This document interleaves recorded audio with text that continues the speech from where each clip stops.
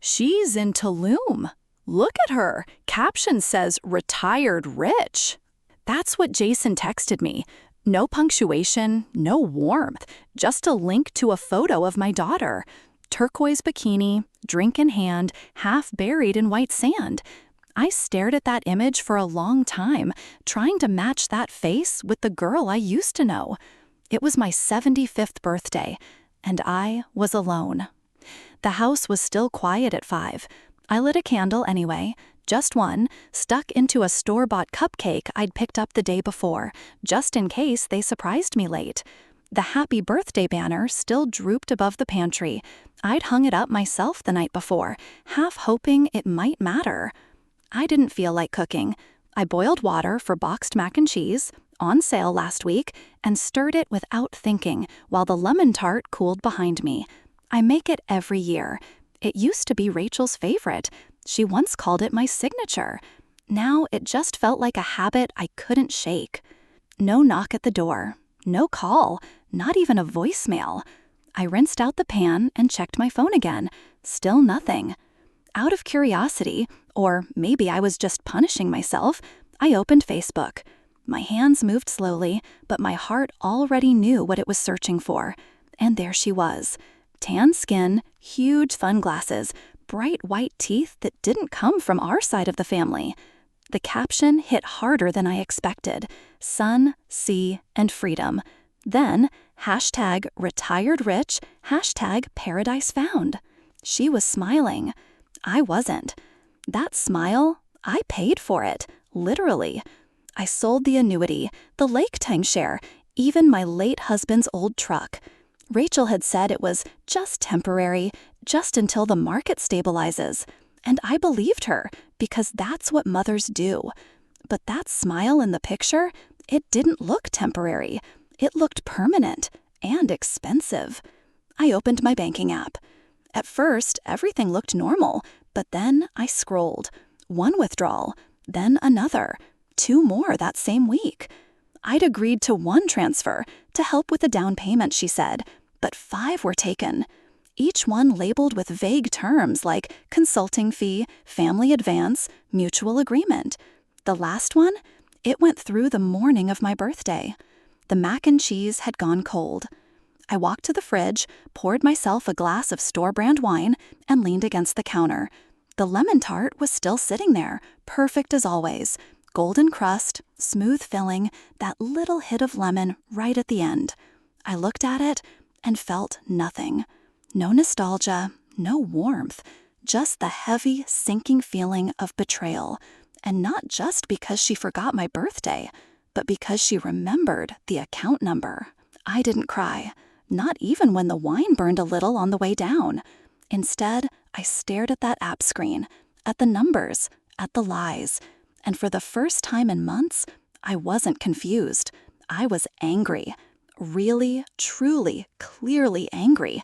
And that was new. Because rage, it's a strange kind of energy. It wakes you up faster than coffee. And I had a lot to wake up to. So if any part of this felt familiar, if you've ever waited by a phone that never rang, or watched someone you love turn into a stranger, I'd love to hear from you. Have you ever had to choose between staying quiet or finally standing up for yourself? Leave me a comment. I'll be reading. And if you're wondering what I did next, well, let's just say I didn't stay quiet for long. I sat at the dining table in my old robe, the one with the frayed cuffs Rachel used to tease me about. The coffee hadn't kicked in yet, but something else had. Rage. Not the loud kind, not fiery, just this quiet kind that makes your fingers move faster and your thoughts way too clear. On the table, my laptop, a small pile of unopened mail, and my phone, already open to my bank app. The numbers were right there, staring back at me, and they didn't add up. I started tapping through transactions, scrolling back month after month. There were subscriptions I didn't recognize, transfers I had no memory of making. And then I saw it. Rachel W. Hensley, right next to a recurring withdrawal. My daughter. My name was still on the account, but hers was there too, like a shadow. I could hear her voice in my head, soft but steady, from that day we had soup and crackers. "You won't need all that money, Mom. Retirement's supposed to be about peace, not stuff."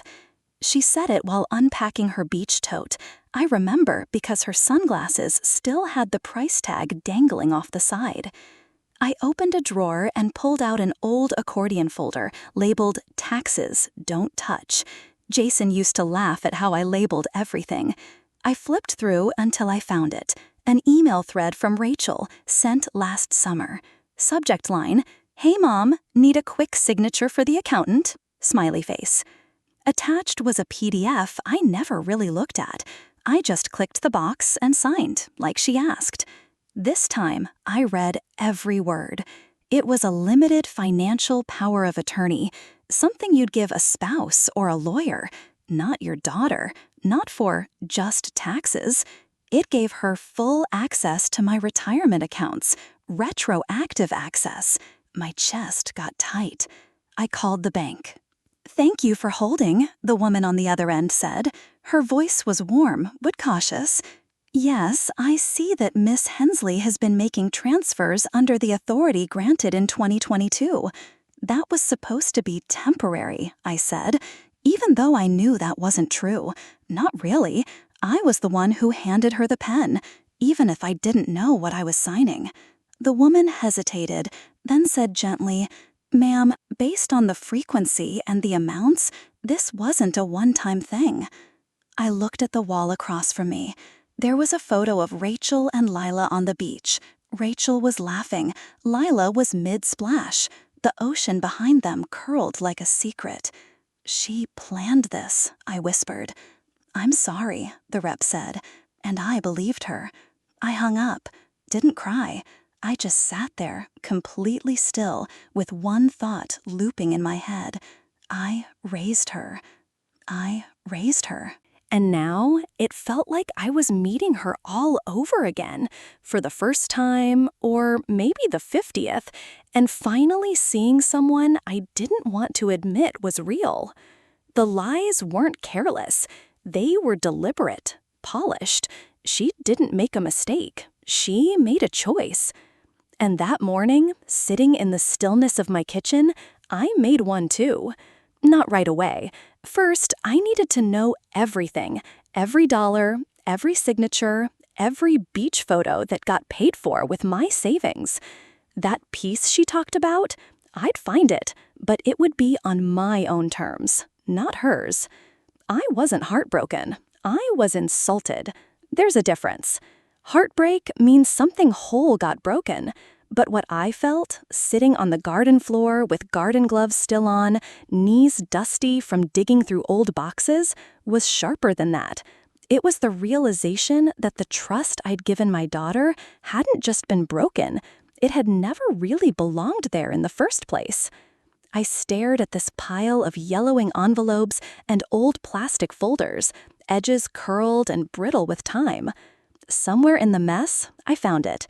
A box with a red label that said, "House, Legal and Insurance." Inside was a manila envelope marked Estate, 2017. I couldn't even remember the last time I opened it.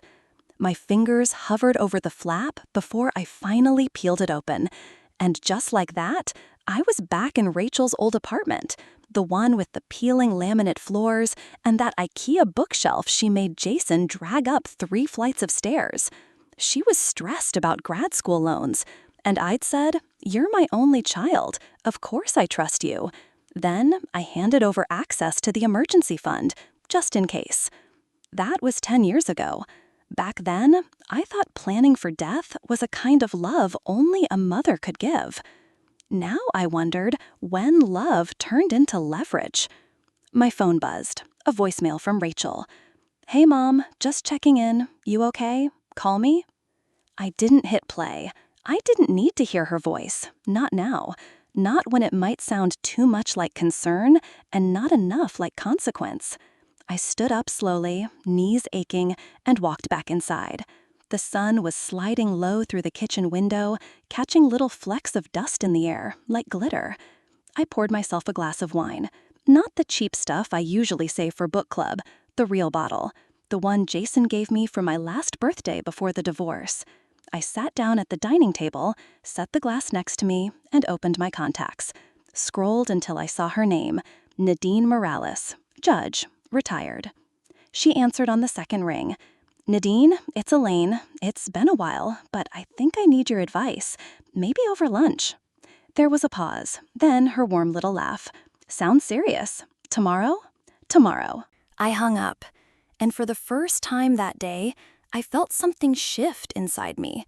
Not peace, not even anger, more like gravity, like I'd finally touched something solid and real.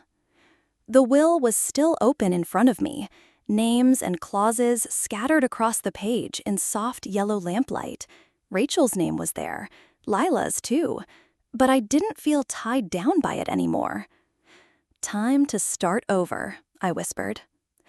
I got up, grabbed a notepad from the junk drawer, and wrote at the top, things I know for sure. It wasn't a long list, not yet, but it would grow. Tomorrow I'd see Nadine, but tonight I poured myself a real glass of wine and started making that list. The first name I crossed off was Rachel's. I didn't pause, no hesitation, just one slow stroke of ink through each letter, like drawing a quiet line between the mother I used to be and the woman I was about to become. I kept the list folded in my coat pocket as I walked into the cafe. It was a little spot tucked near the courthouse, with wooden booths and soft jazz floating down from the ceiling speakers. Spring had come to Greensboro, moody and wet. Outside, the rain tapped gently at the windows, like it was asking to be let in.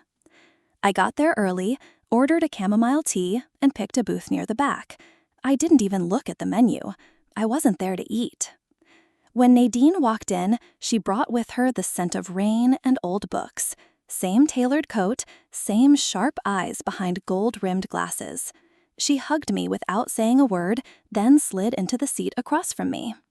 "So," she said as she unwrapped her scarf, "how bad is it?" I handed her the folders I'd brought, bank records, printed emails, a copy of the PDF I'd signed without reading. She flipped through everything quietly, her face giving nothing away.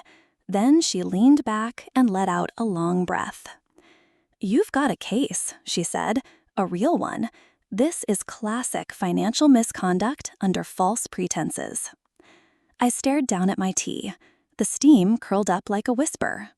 "But do you want to burn it all down?" That was the real question. She wasn't asking if I wanted revenge. She was asking if I was ready for what came next.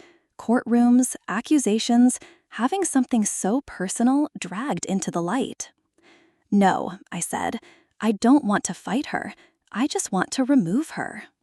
Nadine nodded, slowly, like she'd been waiting for that exact answer. "Then we start small, quiet.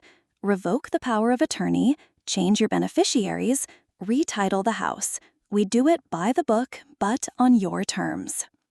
She pulled 3 clean manila folders from her bag, labeling each one with practiced hands. POA revocation, asset protection, estate revisions. "Your name, your rights, your terms," she said. We talked for almost an hour. When she asked how I felt, I didn't have a clear answer. Lighter, maybe, but also heavier in a way that felt right. Like I'd stopped floating in confusion and finally landed on something solid. Before I left, she reached across the table and held my hand. "You're not the first mother to get blindsided, but not every mother does something about it." I blinked back the sting in my eyes. I wasn't here to cry.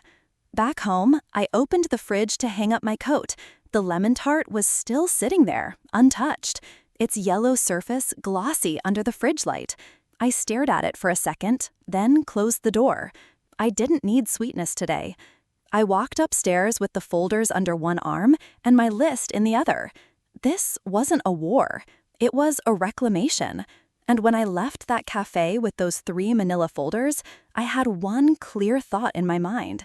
This is what taking your life back looks like. Sometimes freedom doesn't look like fireworks, or big speeches, or slamming doors. Sometimes it looks like paperwork, just a quiet signature and a date in black ink. I didn't sleep much the night before, but I didn't toss and turn either. I just lay there, still, arms folded over my chest, like I was bracing for whatever came next. At dawn, I brewed some coffee, pulled on a cardigan, and gathered the manila folders Nadine had given me. The air was crisp, and the courthouse stood quiet and gray against the pale morning sky, stoic, like it had witnessed too many stories like mine. Inside, it smelled like old paper and floor polish. My shoes echoed across the marble floor as I walked toward the probate clerk, forms in hand, everything filled out, double-checked. He looked to be about my age, kind eyes, ink stains on his fingers. "You're revoking a power of attorney?" he asked, flipping through the papers. "Yes," I said, steady. He nodded and handed me a small form to sign in front of the notary. The last time I signed something for Rachel, she slid her tablet across the dinner table and said it was just for some FAFSA junk. I didn't read it, just scribbled my name while she smiled at me over her wine glass. This time, I read every single word. I walked out of the courthouse feeling lighter, even though my purse was heavier from all the stamped copies. Next up, the bank. Same branch I'd used for 20 years, though none of the faces were the same. A young man in a navy blazer met me at his glass-walled office. His name tag said, "Tyler, assistant manager." "How can I help you today, Ms. Hargrove?" I set the folder down on his desk and said, clearly, "I'd like to remove my daughter's name from all linked accounts." His eyebrows lifted slightly. "You're sure?" "Yes," I said, "I am." He clicked through a few screens, asked for my ID, and started the process. It wasn't hard, just final. We closed the old joint accounts, opened a new one, just mine. No linked names, no access, no fine print. When he got to the part about beneficiaries, I stared at the form for a long time. Then I wrote, in block letters, "Undecided." Tyler gave me a polite smile. "If you ever want to update that, you can stop by any time." I nodded, but honestly, I wasn't in a hurry to decide anything. When he slid the new account packet across the desk, he said, "Most people don't do this unless something serious happened." "Something did," I said. Then I stood up. I didn't walk out of there with cash, just a slim envelope and a new account number. But it felt like I was holding a new name, a reset, not for who I was, but for who I wasn't willing to be anymore. That evening, while the sun dipped behind the neighbor's oak trees, my phone buzzed. A text from Rachel. "We good?" I stared at it for a long time. I didn't respond, not because I was angry, but because I was done. I didn't tell her. I just disappeared from her access. No announcement, no dramatic confrontation, just a quiet, steady unraveling of all the invisible strings she once wrapped around my life. Dusk was settling gently over the neighborhood. The wind slipped through the open windows, brushing the sheer curtains like a breath I didn't even realize I'd been holding. I sat cross-legged on the living room rug, a small stack of folders next to me, the pieces of my past laid out across the floor. One of them held the birthday card Rachel gave me 3 years ago. I read it again, even though I knew every word. "You'll always have me. Love, Ratch." I didn't cry. I just folded the card in half, then in half again, until it was small enough to toss in the kitchen trash with the coffee grounds and the crust of toast I never finished that morning. Next was an envelope marked medical. Inside were the papers that gave Rachel medical power of attorney. I'd signed them during flu season when I had bronchitis, and she'd insisted it was just in case. I stared at them for a long time. Then I tore them up, uneven strips, one by one, and fed them into the shredder. After that, I went to the hall closet, pulled out the fireproof lockbox, and took out my personal copies of everything: authorizations, accounts, emergency contacts. With a black pen and a calm hand, I updated every single one. Then I picked up my phone, opened my contacts, scrolled to Rachel. I didn't pause. Delete. Then block. Jason's name was next. His number hadn't changed since high school. I deleted that too. Not out of cruelty, just closure. I wasn't waiting around for an apology anymore. I wasn't handing over the keys to someone who didn't even knock. The house was quiet, but it didn't feel empty. My mug of tea was still warm on the side table. I wrapped myself in the throw blanket Leela knitted for me last winter, switched on the reading lamp, and sank into the recliner. I wasn't looking for anything in particular when I picked up the local newsletter, the kind that comes folded with coupons and city updates. But there it was, halfway down the page, between a pancake breakfast ad and a dental discount. Volunteers needed, senior companion program, flexible hours, training provided. I reached into the kitchen drawer, pulled out a red pen, and circled it. No hesitation, no second guessing. It wasn't about Rachel. It wasn't about fixing anything. It was the first decision I'd made in a long time that had nothing to do with being a mother or feeling guilty or trying to rescue someone else's life. I folded the newsletter closed and leaned back, listening to the wind stir the chimes outside. I wasn't a mother in waiting anymore, not waiting for a call or a text or an invitation that might never come. I was a woman in motion, and tomorrow I'd begin again. If any part of this feels familiar, if you've ever quietly untangled yourself from someone who was supposed to love you, I'd love to hear about it in the comments. Sometimes just knowing we're not alone, it makes all the difference. And if you're wondering what happens next, I hope you'll stay with me for the next chapter. I'll be here sharing it, one quiet truth at a time. The day I met Malik, I had dirt under my nails and a to-do list with nothing urgent on it. Funny how peace doesn't come with a big announcement. Sometimes it just shows up quietly, between the lavender and the tomatoes, while you're out pulling weeds that don't belong. The morning air was soft. The sun had finally started slowing down a little, the way older women do, still bright, but not in a hurry. I was kneeling next to this stubborn vine when I heard small footsteps crunching over gravel. "Are those blueberries?" a tiny voice asked. I looked up and saw a little girl, maybe 7, holding a stick, wearing her shoes on the wrong feet. "Tomatoes," I said, smiling, "but if you ask nicely, they might pretend for you." She giggled. "I'm Leela. We just moved here." Before I could answer, a man came around the hedge behind her, holding a pair of gloves and wearing an apologetic smile. "Sorry about this," he said. "She's curious about anything green."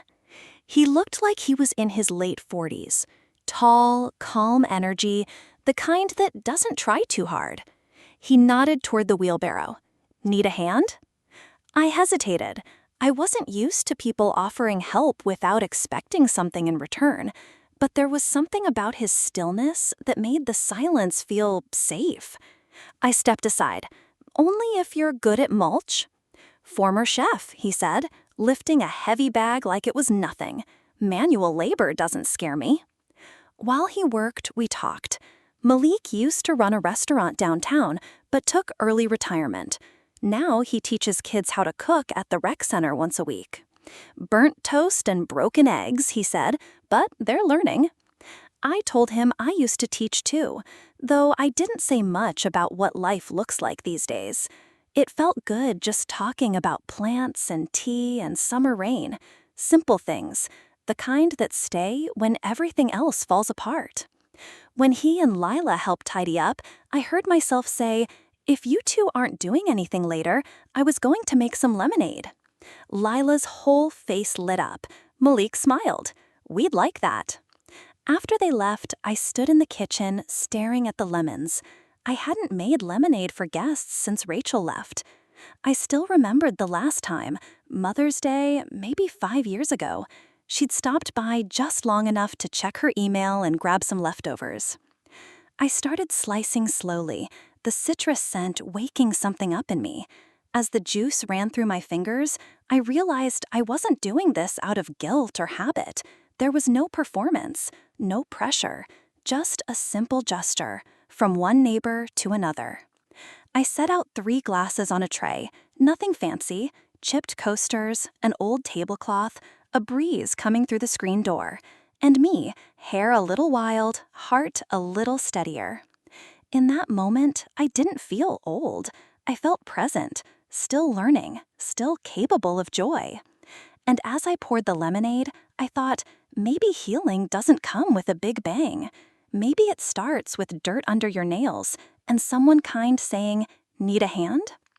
Malik never asked about Rachel. That's part of why I liked him. He didn't tiptoe around me, didn't try to fill in the blanks with guesses or polite silence. He just showed up, sometimes with herbs from his garden, sometimes with a crooked smile and a joke that didn't always land, but was kind anyway. It had been a few days since the lemonade. The breeze had settled into a rhythm that whispered spring but hinted at summer, and for the first time in a long while, my backyard felt alive again. I'd cleared off the old garden table, wiped it down with lemon oil, and set out 2 glasses. Just in case. He showed up a little after 3, rosemary in one hand, a worn-out cookbook tucked under his arm. "Hope you like stories with your recipes," he said, holding it out. This was my grandmother's. No page numbers, just scribbles and stains. We sat under the oak tree in the shade. Leela was running through the yard, chasing butterflies, her laughter sounding like wind chimes in a breeze. Malik and I sipped lemonade while the pie I'd baked earlier cooled beside us, the crust just right, flaky and golden. He opened the book and flipped through it. Ever make cornbread without cornmeal? Once, I laughed, not on purpose.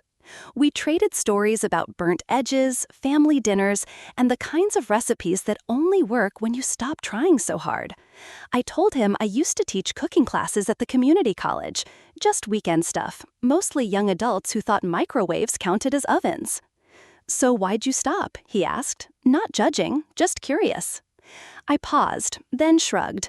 Felt like no one really cared. At home, in class, I'd teach something and it just disappeared. He leaned back and said, "That's not a reason to stop. That's a reason to change where you're teaching." I looked over at him.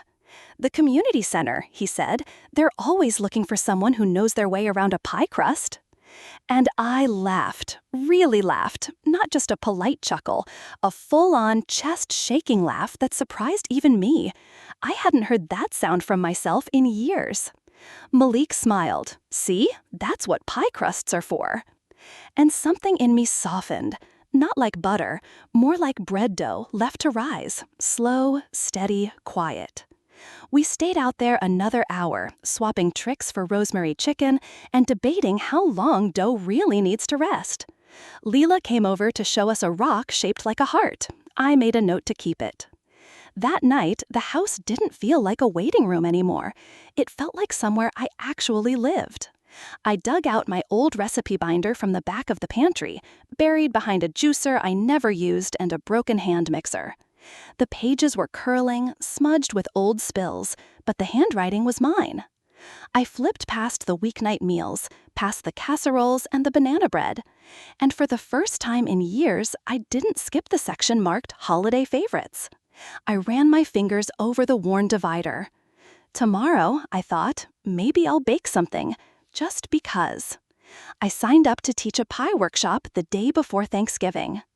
Rachel still hadn't called, but it didn't hurt the way it used to. It was just quiet, a blank space where a voice used to be, one I'd stopped waiting for. The community center kitchen was full of that good kind of chaos. It reminded me of holidays before things got messy. Stainless steel counters, mixing bowls stacked like little promises, and the air warm with cinnamon, butter, and lemon. We had 6 students, give or take, a mix of people, some retired, a young dad hoping to impress his in-laws, and a college student who admitted she didn't know what blind bake meant but was eager to learn. We laughed more than we measured. I caught myself humming as I moved around the kitchen, fixing crusts, offering tips, gently guiding hands when someone was about to overwork the dough. "You make it feel like home," someone said behind me. I turned and saw Evelyn, a woman with silver hair and bright eyes. She'd been carefully braiding her pie crust for the past 20 minutes. "Thank you," I said, and I meant it. I didn't realize how much I'd missed being needed in a way that didn't leave me empty. Halfway through the class, the door creaked open. Malik walked in, holding 2 cups of coffee and raising one eyebrow. "I bring offerings," he said. I smiled, brushed flour off my hands, and took the cup. You always know when the oven's about to sing.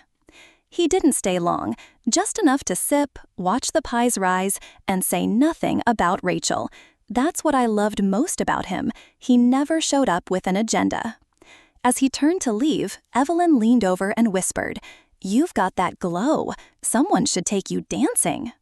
I laughed, soft, real, the kind of laugh that floats just above the sound of timers and quiet conversations. "Maybe," I said. As the pies baked, I stood by the counter, watching everyone carefully wrap theirs in foil, labeling them like treasures with Sharpies. I glanced at my reflection in the oven door. Nothing fancy, just flushed cheeks, a little flour on my nose, and eyes that looked awake, present. That used to be Rachel's favorite part, when the pies came out of the oven, the kitchen still warm, the crusts golden and shiny. She used to beg me to make lemon pies just like Grandma did, but I always wondered if she ever really understood why those pies mattered. It wasn't just the sugar and zest. It was about care, about tradition, about offering a piece of yourself made with time and patience. Maybe she never saw that. Maybe she never wanted to. And maybe that's okay. Her silence doesn't sting anymore. It just faded, like background noise that finally stops, leaving behind a quiet space you didn't realize you were allowed to fill. I gathered the utensils, wiped the counters, turned off the lights one by one. Outside, the sky had slipped into navy. The wind carried that crisp first promise of winter. And for the first time in a long while, I liked the sound of my own life, uninterrupted. Rachel called 2 days before Christmas, not to apologize, but to ask for money. The phone buzzed just as I was fluffing the throw pillows on the couch. I had pine garland draped across the mantel, a little top tree glowing in the corner.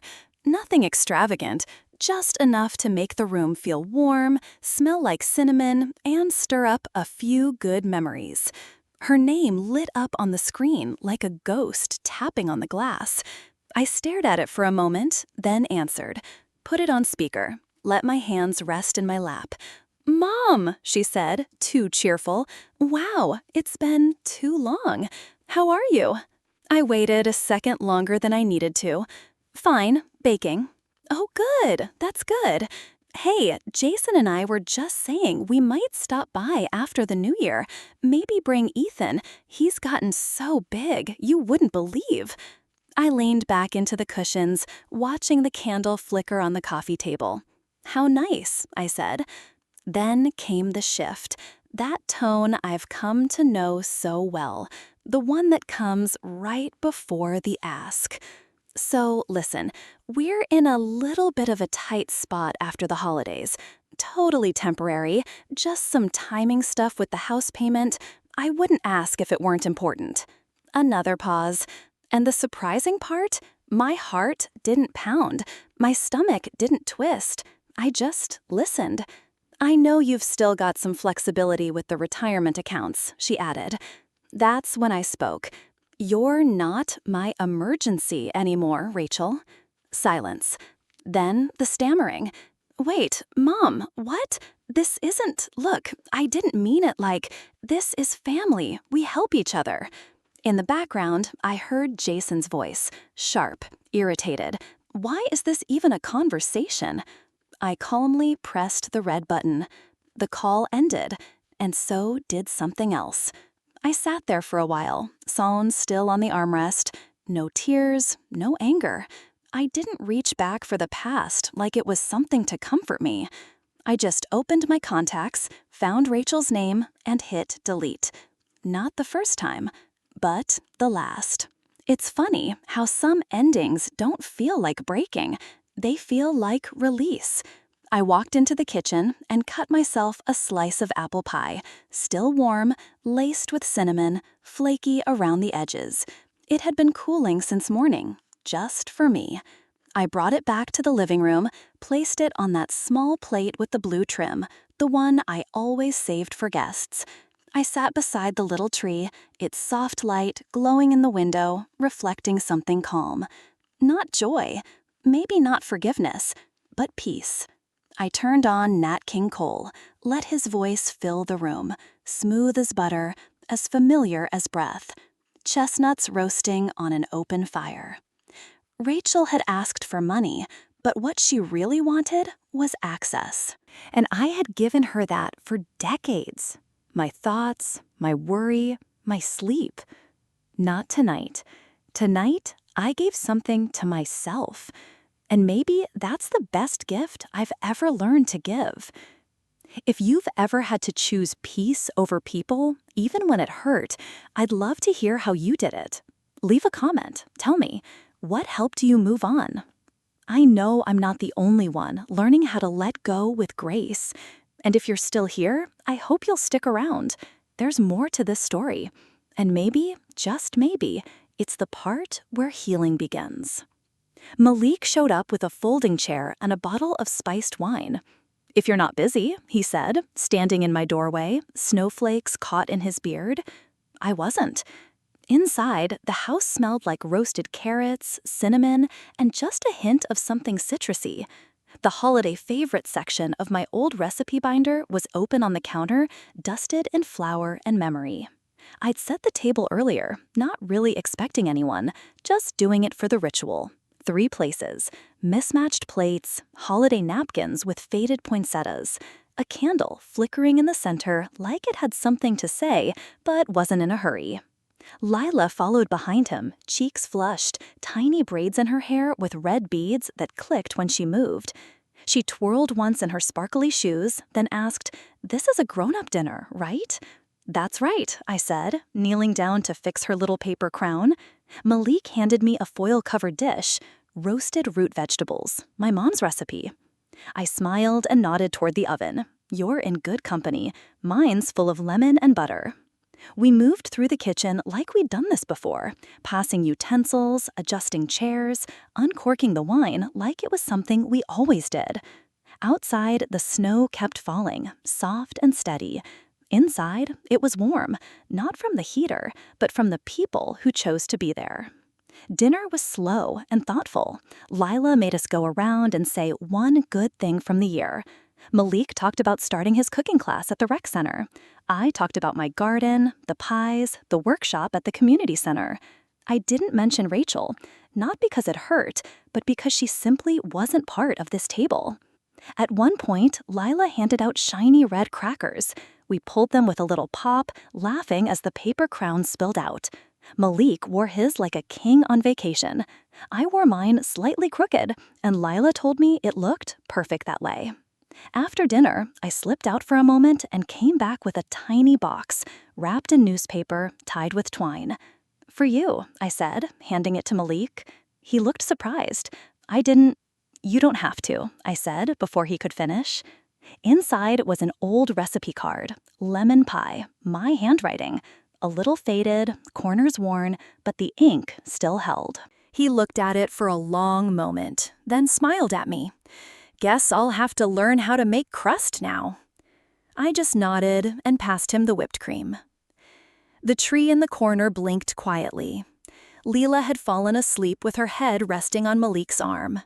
He shifted gently, careful not to wake her, balancing his dessert plate the way only someone used to making room for others would. For the first time, Christmas didn't ache. It didn't feel like something I had to get through or fake my way through. It felt earned. That quiet kind of joy, the kind that doesn't come from the people who left, but from the ones who stayed, or showed up, folding chairs in hand. And this time, I didn't need a single apology to feel whole. On New Year's Day, I dropped off a box of baked goods at the community center. No name. Just a note that said, "From someone starting over." I'd been up since sunrise, not because I had plans or guests to cook for, but because there's something sacred about baking when the rest of the world is still asleep. The kitchen felt full of quiet purpose. I filled the counter with cooling racks, apple tarts, rosemary shortbread, a braided challah loaf, and of course, the lemon tart. Same recipe from all those years ago. But this time, it tasted different. Maybe because the grief had finally settled, or maybe because I wasn't making it to earn anyone's approval. I was just trying to make something sweet from what I had left. At the community center, I left the box on the staff table, where flyers for yoga classes and potlucks fluttered in the breeze from the old heater. A young woman with a ponytail and chipped green nail polish looked up and smiled. "Thank you. Who's it from?" I just shook my head. "Doesn't matter. Just Happy New Year." When I got home, I washed my hands slowly. The warm water felt good. I opened a packet of garden seeds I'd bought a few weeks ago. Cherry tomatoes, basil, lavender. I labeled them, slid each one into a small envelope, and tucked them into an old shoebox. Sitting right next to it was my new legal will, freshly notarized, signed with steady hands. The house was quieter than it used to be, but it didn't feel empty, not anymore. I walked over to the living room wall and took down the last photo I had of Rachel and Jason. The frame was dusty, their smiles too polished. I put it in a drawer, not out of anger, but because it didn't need to be on display anymore. In its place, I hung a new photo. Malik had snapped it at the pie workshop a few weeks back. I was mid-laugh, holding a pie, my face covered in flour, eyes crinkled with joy. I don't even remember laughing that hard. The fridge was mostly bare, just some milk, half a lemon, and the tart cooling on the top shelf. I made a pot of tea, wrapped a shawl around my shoulders, and stepped out onto the porch.